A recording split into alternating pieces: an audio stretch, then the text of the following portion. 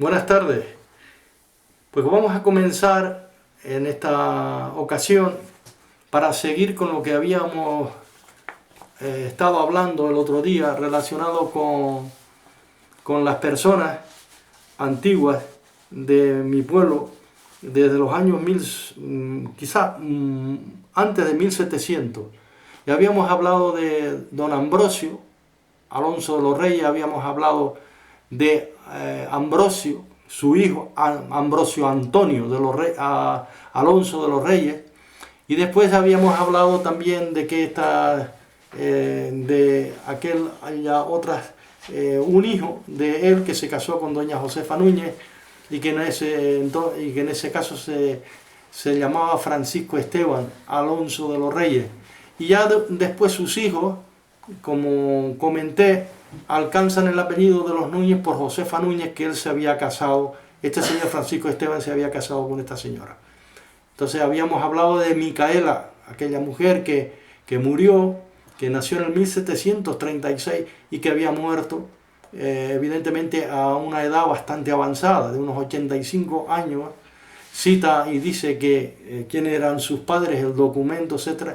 Y que fue enterrada el 12 de octubre del año 1821 en el convento, no en el convento, sino en el cementerio de Santana. Y habíamos también comentado de que antes su abuelo y su bisabuelo había sido enterrado en el convento, en el cementerio del convento dominico de Nuestra Señora de la Candelaria. Bien, pues ahora, vamos a hablar habíamos también hablado de don Andrés Alonso de los Reyes y de Núñez, que era hermano de Micaela e hijo de Francisco Esteban y de Josefa Núñez. Bueno, pues voy a mostrar en cámara el precioso testamento, cómo se escribía en aquel entonces y cómo el testamento, cada vez que lo leo, cómo meticulosamente se hacía aquel tipo de documento. No quiero decir que los de hoy estén mal, sino con tanta seriedad, luego religiosamente, pues como se dice: en el nombre de Dios Todopoderoso, amén.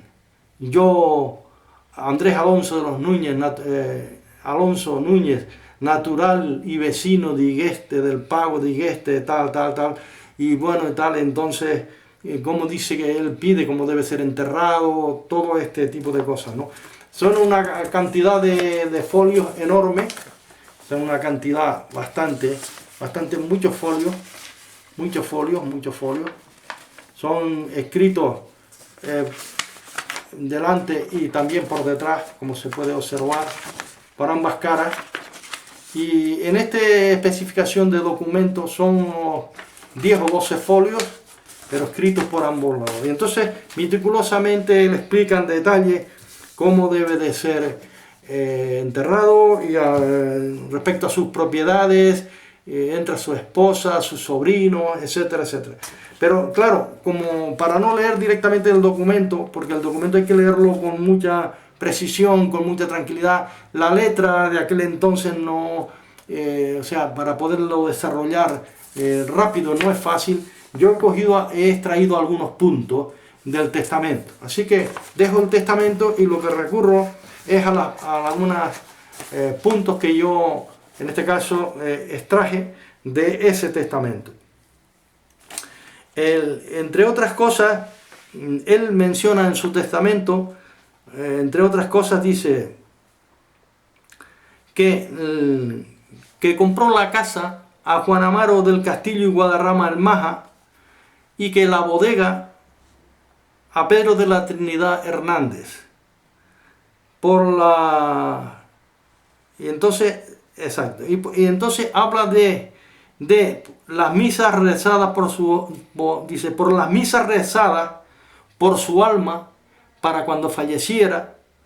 Dice, él dejaba 25 pesos de 15 reales de vellón cada uno, y que sus albaceas pagaran 5 reales cada misa rezada. Así se dejó 25 pesos por 5 reales cada una. Nos da un total de que él, de solicitud de su parte, que le harían 75 misas rezadas. 75 misas rezadas, de acuerdo con lo que él dice. 25 pesos de 15 reales de vellón por 5 reales. Cada misa rezada le daría la totalidad de 75 misas rezadas. Él estaba consciente de este asunto. Después, algo que me llamó el punto, ese es el punto número 1. El punto número 2, que me llamó mucho la atención en su testamento ya mostrado, dice: es mi voluntad que mis albaceas distribuyan entre los pobres más necesitados de Igueste 8 pesos corrientes de 15 reales de vellón cada uno. Y ahora enfatiza el documento, el testamento, diciendo: entendiéndose que sean pobres de solemnidad del pago de Igueste. Es curioso que cuando él deja 8 pesos de 15 reales de vellón para los pobres de solemnidad, a partir de ahí se les llama a él, porque él procede de la olla de la ermita, se les empieza a llamar el dicho popular: los santos de la olla de la ermita. Quiere decir los santos porque se acordó de los pobres, de los lisiados, los pobres de solemnidad, los que no tenían nada. Entonces el pueblo reconoce, y a partir de ahí, hasta hoy, la historia dice que en la olla de la ermita, porque él procedía, aunque vivía al más, porque compró su casa en vida, en común acuerdo con su mujer, y se mudó para abajo, pero que él era de la olla de la ermita. Y entonces menciona aquí que, y la historia dice que a partir de ahí y hasta ahora, alguna persona mayor, aunque ya han muerto, dicen los santos de la olla de la ermita. Así lo empezaron a llamar los pobres de solemnidad, o aquellas personas lisiadas que no tenían, porque algo les tocó. Si los 8 pesos de 15 reales de vellón cada uno, pues bueno, algo les tocó en aquel entonces, algo era para aquellos pobres más necesitados. Bueno, algo curioso también que quiero mencionar, el punto 3, declara que era casado, repito, legítimamente con Antonia Marrero y Rodríguez, de cuyo matrimonio no habían procreado hijo alguno. Dice, y el punto 4 dice: de profesión era tonelero. De profesión tonelero, era labrador, agricultor, o sea, era propietario. Tenía su gente para cuidar y trabajar con él, pero él era tonelero. Y digo esto tonelero porque aparece en el testamento cuál era su herramienta de tonelero. Hace mención a los compases. Tenía varios compases, varios serruchos, tenía escoplos, tenía martillos, tenía planas y tenía cepillos de madera. Aparte de la otra herramienta que pudiese tener. Y esto estaba relacionado con la tonelería. Era tonelero de profesión. Y ahora es curioso, muy curioso, que dice que la herramienta, una vez muerto él, se la dejaba a su sobrino político. Quiere decir, el sobrino de la mujer. Pero de él era sobrino político, Antonio González Marrero.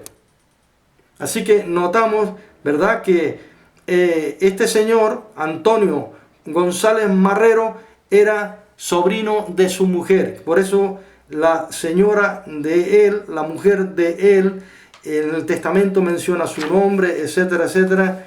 Dice que ella se llamaba Antonia Marrero Rodríguez. Así que ese apellido coincide y coincide. Bueno, pues la herramienta se la deja concretamente a su sobrino, porque parece ser que compartía esa profesión, le gustaba esa profesión, o quizás había aprendido con él. Había estado, porque antiguamente un zapatero, o un tonelero, un herrero, etcétera, un carpintero, etcétera, lo que trataban siempre es de aprendices con ellos y después ya aprendían la profesión. Se envolvían solo ya en la profesión para que esto no se extinguiera. Bueno, pues en el punto 6 dice que, repito, que el testamento es muy extenso, muy extenso. Se compone, repito, de muchos folios por ambas caras, repito. Dice, y está hecho por el notario don José María Rojas, el año, el 3 de junio del año 1877. Algo curioso que para aquel entonces, muy que me llama la atención para aquel entonces, que don Andrés de los Reyes y de Núñez sabía firmar. Y ustedes dirán, ¿y por qué? ¿Sabes que sabía firmar? Bueno, pues aquí está su firma. Esta firma, los albaceas firman, los testigos, y firma él, Andrés Alonso de los Reyes. Lo vemos aquí, ¿verdad? Claro, esto no todo el mundo sabía firmar. Entonces era uno de los hombres, evidentemente culto, se puede llamar así, de la época, que sabía leer y escribir y que sabía perfectamente lo que estaba diciendo, lo que estaba haciendo, ¿no? Bueno, pues muy curioso que en el testamento resalta de a quien mejor dejó es a su criada. Él dice en el testamento, a mi criada Benita Santana García. Dice, por todos los salarios, por todas las buenas cosas que hizo para conmigo. Le dejó una cantidad de propiedades que en el testamento figuran en tierra. Enorme. O sea, enorme de acuerdo con aquella época. Y además de eso, le deja su casa, media casa, sería para la mujer, mientras la mujer viviera, y la otra media para ella. Le deja la bodega y parte de los envases o barricas o pipas. Pero uno se pregunta, bueno, ¿y por qué no? Y las familias también dejó a todos los albaceas que eran sus sobrinos, tanto Santiago como Juan, como a Josefa y Cristóbal, les deja Santiago y Juan eran sus albaceas, y Cristóbal y Josefa también eran sus sobrinos, eran cuatro hermanos, pero evidentemente les deja también a ellos bastantes tierras en los diferentes lugares. De hecho, todavía por aquí, puedo decir que lugares como Atózar y muchos lugares, Añaco, etcétera, donde figuramos con esos trocitos de tierra, aunque se segregaran después, eran partes de este señor don Andrés.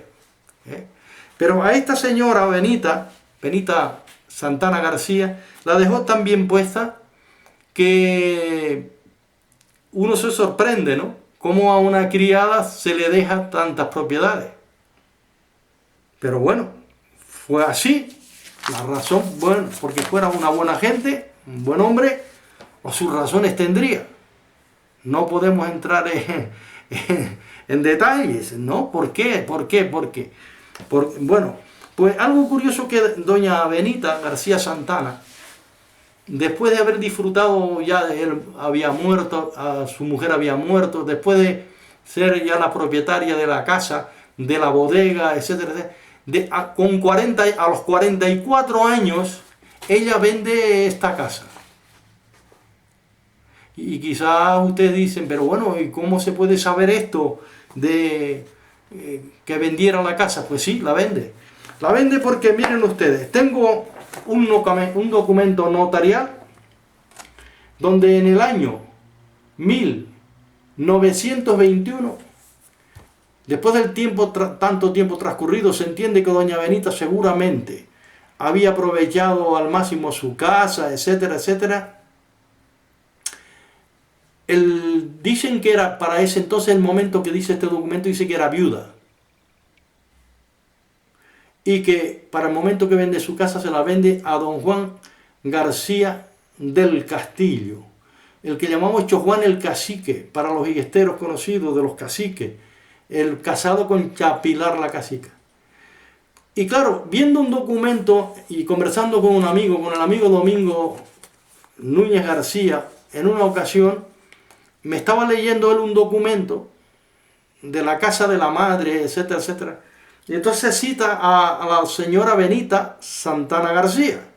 Yo digo, ¿cómo es eso? Yo que ya cogí enseguida la copla por el documento del testamento de don Andrés. Y entonces, hombre, ¿cómo es esto? Entonces, tengo acceso al original. Entonces le dije a él que si no tenía inconveniente en dejarme el documento y hacerle fotocopia. Y me dijo que no. Digo, esto más bien es históricamente. Entonces, claro, a nivel de historia para sumarla con el testamento. Pues es la casa, esa casa después de don Juan pasó a doña María Nicolasa García Núñez. Y después de doña María Nicolasa es la actual casa que tiene Domingo Núñez García, pero que esta casa ha sido rehabilitada. Y también creo que hay un sobrino de Domingo que la abuela le vendió una casa antigua, etcétera. Y hay otras casas, pero ahora son casas nuevas. Y la bodega a la cual alude el documento fue la bodega antigua que decíamos la bodega de Cho Nicolás Pestano. Se entiende que doña Benita tuvo que haber vendido la bodega anterior, de eso no tengo documento, pero sí tengo el documento de cuando ella le vendió la casa a don Juan. Y ella acredita y dice lo siguiente en su declaración de quién heredó la casa, cuál era el origen de esa propiedad, por qué ella era propietaria. Entonces ella dice que don Andrés Alonso de los Reyes le había dejado dicha casa, y ella menciona, y dice el testamento, dice que fue heredada porque se la deja en testamento de don Andrés Alonso de los Reyes de Núñez el 17 de junio del año 1877. Esto dice este documento. Sin embargo, el documento de don Andrés, el testamento de don Andrés varía un poco en unos días. Entonces fue el 3 de junio del año 1877 y ella cita del 17 de junio. Así que ahí está, por días, unos días y tal, pero claro, realmente se estaban basando en lo que era la verdad histórica de lo que don Andrés Alonso de los Reyes de Núñez dejó a ella, y ella pues ya en su día, por la razón que fuera, no sé por qué vendió la casa, si es que se marchó del pueblo, si era, creo que esta señora no fuera, por el apellido Santana, no creo que fuera del pueblo de Igueste, más bien fue que sirvió allí, lo que antiguamente se decía una criada, lo que sería una, como sabemos todos, van cambiando ese tipo de nombres, a lo mejor de criada, de colocada, en fin, varios nombres, ¿no? De ama de hogar, en fin, lo que fuese, ¿no? Así es que esta es más o menos la historia relacionada con algunas personas importantes que mi pueblo de Igueste tuvo y que es de gran admiración el poder tener acceso a este tipo de documentos. Pienso que ustedes también, los iguesteros y iguesteras que tengan documentación antigua, eso es muy importante conservarla y para poder aprender de cómo el pueblo se fue gestando, cómo se fue desarrollando en las diferentes épocas que nos tocó vivir. Pues bien, en el futuro vamos a seguir hablando de etapas donde Igueste pues empezaron a llegar sus habitantes, aparte de lo ya mencionado, a qué se dedicaban a estas labores, etc. Y yo voy a hablar en su extensión de casas importantes, famosas, antiguas, y también de personajes antiguos. Esto lo vamos a explicar en las diferentes conversaciones y charlas que vayamos teniendo, y yo paulatinamente podré ir desarrollando. Pues que pasen ustedes una buena tarde. Gracias por haberme escuchado.